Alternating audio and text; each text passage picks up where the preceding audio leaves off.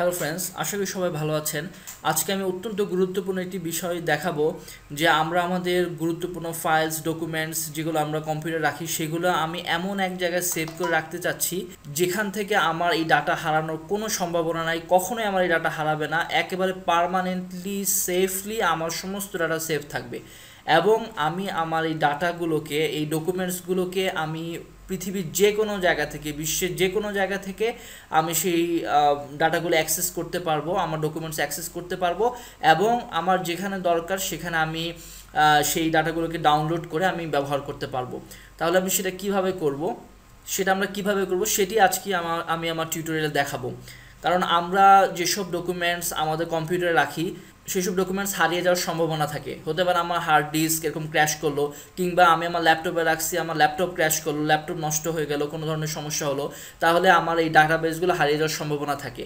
অথবা আরেকটা সমস্যা হলো যে আমার হয়তো বা ল্যাপটপে আমার অনেক ডাটাবেস আছে, আমি 500 জিবি 1000 জিবি পরিমাণ ডাটা ফাইলস ডকুমেন্টস আমার ল্যাপটপে আছে। তো এই ডকুমেন্টস নিয়ে আমি যদি কাজ করতে চাই, হয়তো আমি অফিসিয়াল কাজে আমি দেশের বাইরে গেলাম, তাহলে আমাকে সেই ল্যাপটপ নিয়ে আমাকে যেতে হচ্ছে, বা এই ডকুমেন্টসগুলো ওপেন করার জন্য আমার ল্যাপটপ লাগতেছে। কিন্তু আমি আজকে যেটা দেখাবো সেখানে হচ্ছে আমি আমার ইম্পর্টেন্ট ফাইলগুলো আমি এমন জায়গায় রাখতে যাচ্ছি যেখান থেকে আমার সাথে কোনো কিছু ক্যারি করার দরকার নাই। আমি যখন চাবো তখনই আমি ডাটাগুলো অ্যাক্সেস করে ডাউনলোড করে আমি সেগুলোকে ব্যবহার করতে পারবো।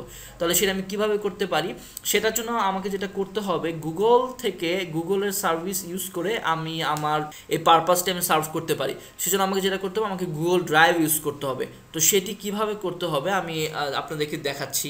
সেক্ষেত্রে গুগল আমাকে কিভাবে সাহায্য করবে, সর্বপ্রথম আমার একটি জিমেইলে অ্যাকাউন্ট লাগবে।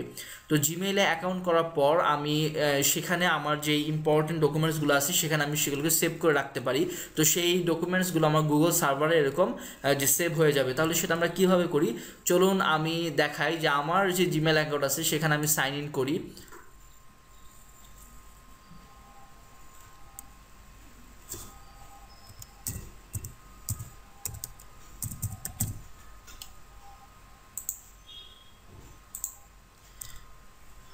তো সাইন ইন করার পরে আমি এখানে দেখতে পাচ্ছি যে গুগল অ্যাপস লেখা। তো আমি এখানে ক্লিক করার পরে আমি এখানে একটি অপশন দেখতে পাবো যে গুগল ড্রাইভ।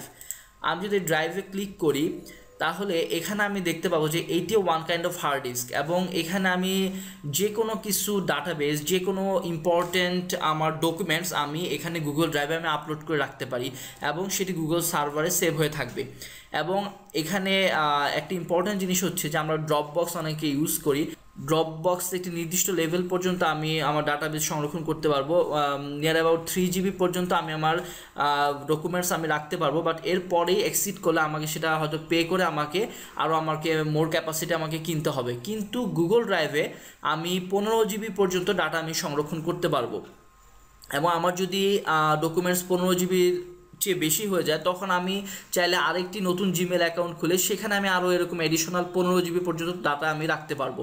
এবং এখানে মজার ব্যাপার হচ্ছে যে আমি আমার এই ডকুমেন্টস, যে ডাটাটা আমি এখানে সংরক্ষণ করব গুগল ড্রাইভে, এটা আমি যে কোনো জায়গা থেকে, আমি বিশ্বের যে কোনো জায়গা থেকে আমি সেই ডাটাকে জাস্ট জিমেল অ্যাকাউন্টে আমি লগ ইন করে আমি সেখান থেকে আমার রিকোয়ার্ড যে ডকুমেন্টস আছে সেটা আমি ডাউনলোড করে আমি আমার কাজ সম্পন্ন করতে পারবো। তাহলে বন্ধুরা চলুন দেখি যে কীভাবে আমি গুগল ড্রাইভে আমার যে ইম্পর্টেন্ট ডকুমেন্টসটা আমি কীভাবে এরকম যে আপলোড করে রাখবো।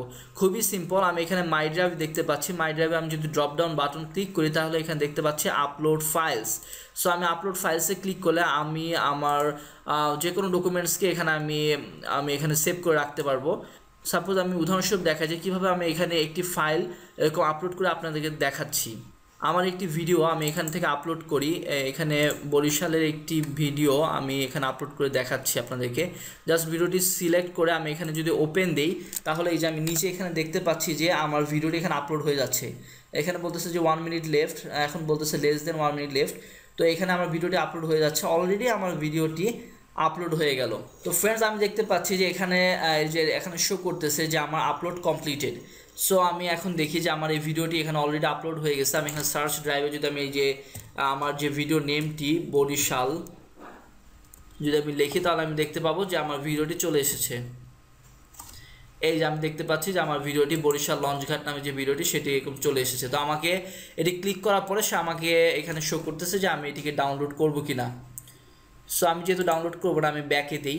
তো এভাবে করে আপনারা এখানে দেখতে পাচ্ছেন আমি অনেক ভিডিও এখানে আমি এরকম যে ইম্পর্টেন্ট ভিডিওগুলো আমি এখানে এরকম যে আপলোড করে রেখেছি। তো এই ভিডিওগুলো আমি যে কোনো জায়গা থেকে আমি এরকম যে অ্যাক্সেস করে আমি ডাউনলোড করে আমার কাজ করতে পারবো। আর এখানে যদি আমি দেখি যে এখানে লেখা আছে যে 3 GB অফ 15 GB ইউজড। তো আমার এখানে টোটাল ক্যাপাসিটি 15 GB আছে। তো সেখান থেকে আমি অলরেডি এরকম যে 3 GB ইউজ করে ফেলছি। তো আমি এখানে দেখতে পাচ্ছি যে জিমেইলের জন্য আমি 1 GB ডাটা ইউজ করছি এবং গুগল ড্রাইভে আমি 2 GB ডাটা আপলোড করে রাখছি। তো আমি এখনও আরও 12 GB ডাটা আমি এরকম যে আপলোড করে রাখতে পারবো। দেন 12 GB এক্সিড 15 GB এক্সিড করলে আমি নতুন একটি জিমেইল অ্যাকাউন্ট খুলে আমি সেখানে আরও 15 GB রাখতে পারবো। এরকম আমি যতই আমার এরকম যে ইম্পর্টেন্ট ডকুমেন্টস থাকুক না কেন, আমি নতুন নতুন জিমেইল অ্যাকাউন্ট খুলে সেখানে আমি এরকম যে ডাটা মানে একেবারে নিরাপদভাবে সেফলি আমি এরকম যে সেভ করে রাখতে পারি।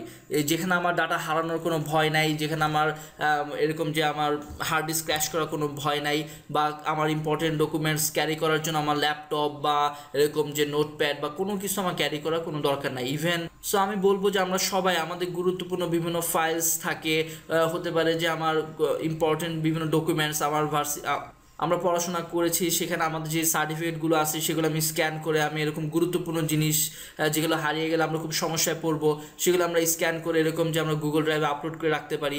আমার পড়াশোনার বিভিন্ন ডকুমেন্টস বিভিন্ন ফাইলস আমরা এখানে এরকম আপলোড করে রাখতে পারি। হতে পারে কারো এরকম প্রপার্টি আছে, তার প্রপার্টির বিভিন্ন দলিল সেইগুলো স্ক্যান করে এরকম গুগল ড্রাইভে আপলোড করে রাখতে পারে, যাতে এগুলো হারিয়ে গেলেও আমরা এগুলোকে ডাউনলোড করে এরকম ফটোকপি করে আমরা আমাদের কাজ করতে পারি। তো বন্ধুরা, আমার ভিডিওটি যদি ভালো লাগে অবশ্যই আমার চ্যানেলটিকে সাবস্ক্রাইব করুন এবং আমি পরবর্তীতে আরও এরকম গুরুত্বপূর্ণ ভিডিও নিয়ে আপনাদের সামনে আসবো। সবাই ভালো থাকবেন, ধন্যবাদ।